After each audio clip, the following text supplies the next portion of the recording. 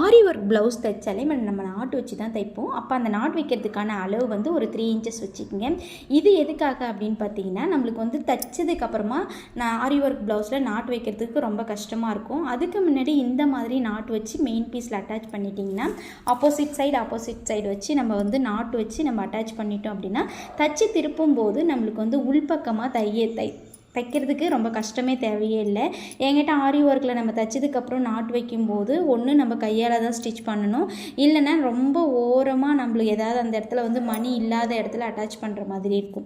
அந்த மெத்தடோட இந்த மெத்தட் ரொம்ப ஈஸியாக இருக்கும். ட்ரை பண்ணி பாருங்கள். இந்த மாதிரி டைலரிங்கு ஸ்டிச்சிங் டிப்ஸ் வேணும் அப்படின்னா என்னோடய சேனலை சப்ஸ்கிரைப் பண்ணிவிட்டு இந்த வீடியோவுக்கு ஒரு லைக் பண்ணிவிட்டு பாருங்கள். இது மாதிரி மேலும் மேலும் நல்ல வீடியோக்கள்லாம் உங்களுக்கு வந்துக்கிட்டே இருக்கும். ட்ரை பண்ணி பாருங்கள். தேங்க்யூ. மேலும் ஒரு நல்ல வீடியோவில் சந்திப்போம். இப்போ தைச்சதுக்கப்புறமா பாருங்கள், ஃபினிஷிங் செம்மையாக இருக்கும். தேங்க்யூ.